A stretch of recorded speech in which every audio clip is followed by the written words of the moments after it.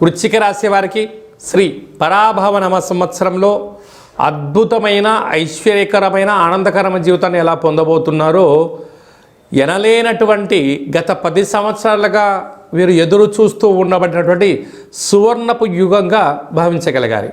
వీరికి వృశ్చిక రాశిలో ఏ నక్షత్రాలు వస్తాయనగా విశాఖ నక్షత్రంలోని చివరి పాదమైన 4వ పాదము, అనురాధ నక్షత్రంలో 4 పాదాలు, జ్యేష్ఠ నక్షత్రంలో 4 పాదాలు కలిపితే వృశ్చిక రాశి. రాశాధిపతి కుజ భగవానుడు.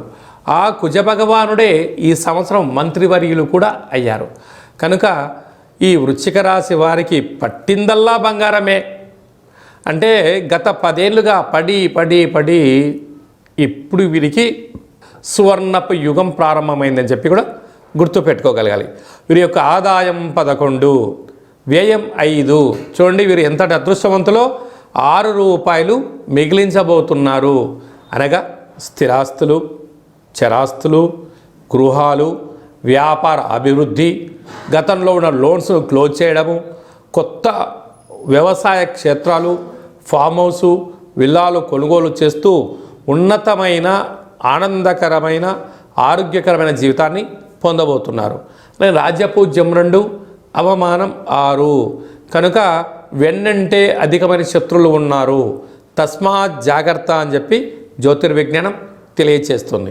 అలాగనే రాశాధిపతి కుజభగవానుడు మంత్రివర్యులు అవడం వలన పోలీస్ శాఖతో, రక్షణ శాఖతో, ఆర్డీఓ, ఎంఆర్ఓ, కలెక్టరేట్, సెక్రటరీ ఉద్యోగాల్లో ఉండబడిన వారితో విభేదాలకు అవకాశం ఇవ్వద్దు.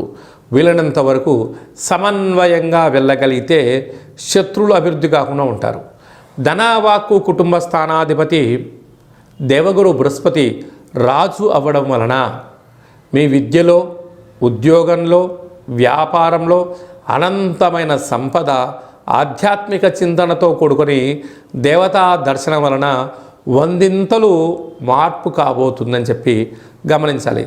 అర్ధాష్టమ రాశాధిపతి శని భగవానుడు, అక్కడ రాహు ఉన్నాడు. కనుక దయచేసి బంధువులు కదా, మిత్రులు కదా, స్నేహితులు కదా అని చెప్పి ఎక్కడ పడితే అక్కడ సిగ్నేచర్స్ పెట్టడం, చెక్కులు ఇవ్వడం, ఇల్లు తాకట్టు పెట్టడం, మాటను వాగ్దానం చేశారా వారు తెలివిగా తప్పించుకొని మిమ్మల్ని ఇబ్బంది గురి చేసే శత్రువులు పొంచి ఉన్నారు. తస్మాత్ జాగ్రత్త. పంచమ స్థానాధిపతి రాజు అవడం, అక్కడ శని భగవానుడు ఉండడం వలన నూతనంగా వివాహమైన వారికి పుత్ర పుత్రిక సంతాన రాజయోగము, పిల్లల యొక్క చదువులు, అభివృద్ధి